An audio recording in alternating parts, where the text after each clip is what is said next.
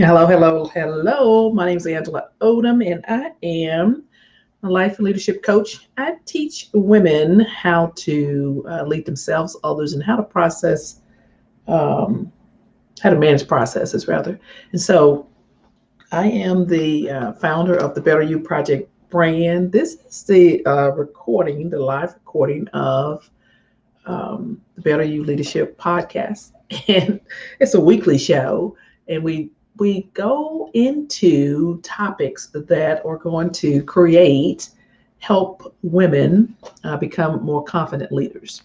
Right, that's what we're doing, and one of the things that we continue to sidestep is communication. Right, how to communicate, how to I'm not talking about, that thing we did when we were in elementary school, where, the teacher did the example of, lining up students, 10 students, 20 students, whatever it might have been. And the first student says a word or a phrase. And by the time it ended, got into the last student, it was totally different. I'm not talking about communicating like that. I said, did you understand me? The inflection of my voice, the tone. I'm not talking about whether I enunciate correctly. What I'm talking about is moving past that to crucial conversations, like bam, crucial conversations. Good morning, Carrie. How you doing from northern Minnesota? And as always, I want to know what the weather is like in Minnesota. I'm here in Georgia, where it is hot, cold, wet, all in a matter of a day. It is crazy, right? We believe in the seasons over here. So today we're talking about the first chapter of one of the books that's in my reading list. So if you go to Instagram, Angela O reading list, and then you will see the 10. And also, if you just put in angelaodom.com slash, that's a forward slash reading list, then you will also see them. We're going to do a book review and book discussion on Wednesday, August 4th, 2020 at 7 p.m. on Zoom. And so you go to the reading list, angelaodom.com slash reading list, and you can get the details, Zoom details, and all those things. But today, what we're going to do is the first chapter. We're going for the first chapter, right? And Gary says that Minnesota is 74 and sunny. Thank you for that. I feel good when I know knowing that other places are experiencing the same beautiful weather as we are here in the state of Georgia. So crucial conversations. And so on the Instagram page, Angela O reading list, we actually go through, that's what I talk about. It's the reading list, talk about books. I love books, right? And I believe that real leaders read, right? Real leaders read. So that's what we're doing. And this is not about perfection, right? This is about moving forward and making progress. And so the book itself it seems like it's a really easy read. And I'm going to read it as we go, right? Over the next few 2 months, I'll read it. I read it in pieces, and I am looking at it, and it has 11 chapters, with the preface and the afterword, and it is a very necessary book. I want to first just share with you that the book is written by four authors, right? It's written by four authors, and it is I think it's really important that we understand, right? We understand that sometimes the conversation, the engagement is going to be hard. We don't have to avoid it. We can deal with it, address it. And so um, the four authors, Carrie Patterson, Joseph Grenny, Ron McMillan, and Al Switzler, they're the founders of what's called Vital Smarts, Vital, VITALSMARTS. Um, and so they together have written this book based on their research over the years. 20, 25 years of this. And I think it is a really good book for us to discuss crucial conversations as defined by the authors is a discussion between two or more people where stakes are high, opinions vary, and emotions run strong. And so I really think this is important for us to get to the bottom of, right? And so they give examples in the book about, what this might look like when they say first, really, if you're having a crucial conversation, um, as opposed to just a regular one, a plain one, what makes it so? And that's when they go into opinions vary. For example, you're talking with your boss about a possible promotion, and she says like she don't think you're ready, and you're like, whoa, I'm ready. So you have all three of those aspects, right? The stakes are high, and you do have opposing opinions, and then you most likely have some strong emotions associated with that. First of all, like, how could she think I'm not ready? Right? And then stakes, second, like the stakes are high. You might be in a meeting with your coworkers, and this is an example from the book, and you're trying to pick a marketing strategy, and so you've got to do something different, or your company isn't going to hit its annual goals. That might be, some opposing opinions might come up, like their approach you're going to use. And of course, in an example, the stakes are high and sometimes the emotions run high because some money might be on the line or promotions and all those things, right? So you're in the middle of a casual discussion with your spouse or your significant other, and they start talking about the last cookout y'all just had, like the gathering in your neighborhood where you were flirting. Oh my goodness, you were flirting or doing something inappropriate, and they bring it back up to you. And so that is a conversation that you might want to, hand off very quickly, right? Head it off before things get out of hand. And so those are some examples that the authors bring up. Really how you handle those situations or any. Of course, you could come up with a list of them, a list of different conversations. One of the things I think is really, really interesting is how the authors say, how we handle it. And they give like three different ways that we handle it. We can either avoid the conversation, right? The topic. We can face them and handle them poorly, or we can face them and handle them well. And so that's the option. That's the option I choose. And sometimes I avoid conversations also. You and I, we all do, right? Because sometimes we're just not that invested. Let's just be clear. And then sometimes we don't want to mess that up, right? And then, oh, by the way, we want to have better health and be feeling good about ourselves as to how we are able to stand in our truth, and all that kind of talk. But when it matters the most, and this is what the authors say, we do our worst. I can relate to that, right? It's really like, how do we handle things?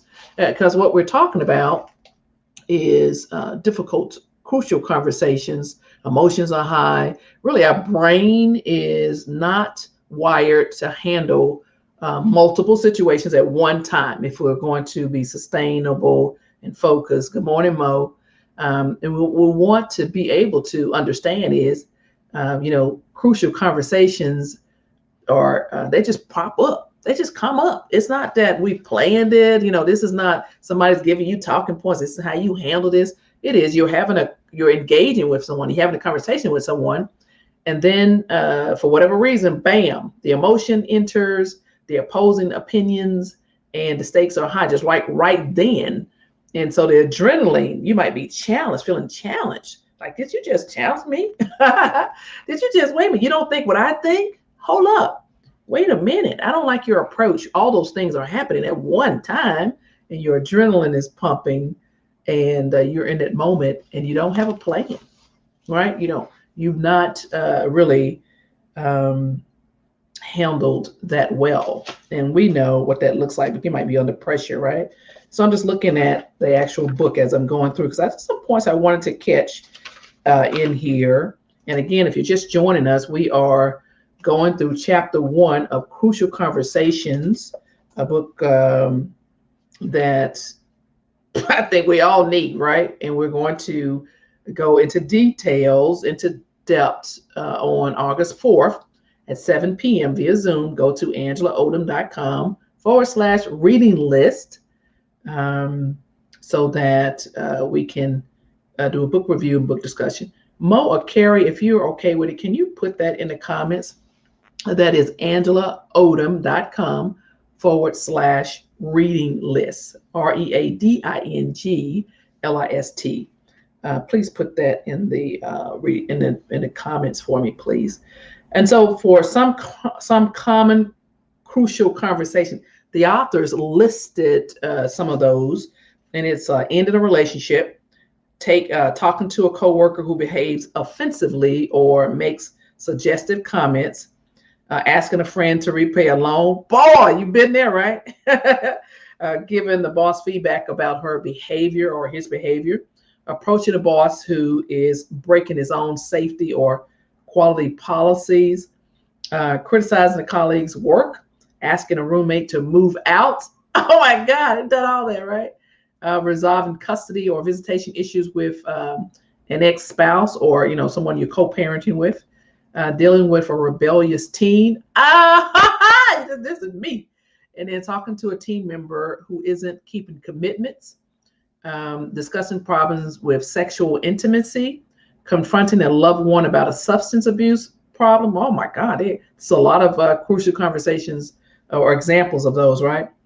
And then providing an unfavorable performance review, asking in-laws to quit interfering, and talking to a coworker about a personal hygiene problem. So those are some of the examples of crucial conversations and I'm sure that you could name some more.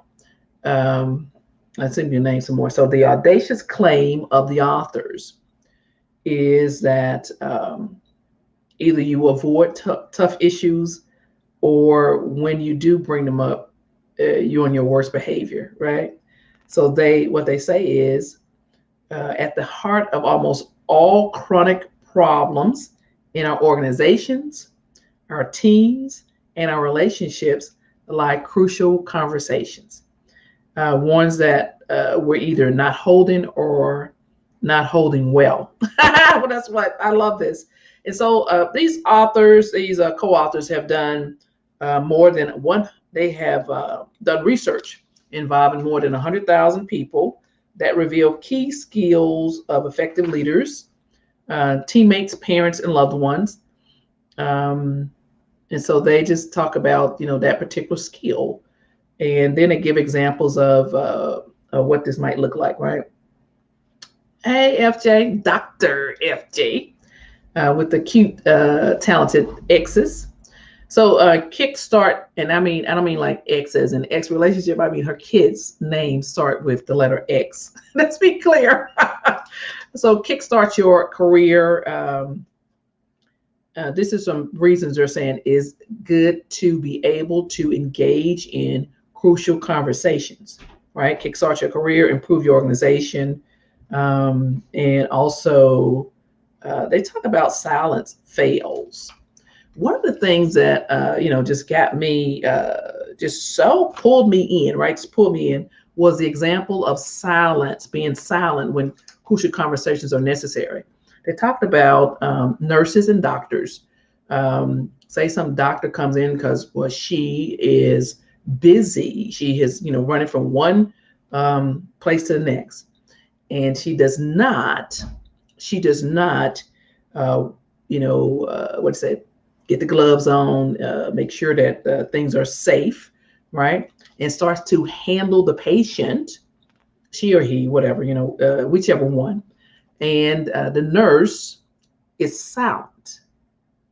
And because of the safety protocols that were not taken, that patient developed some type of infection. And that patient has to deal with the fact that the nurse saw it.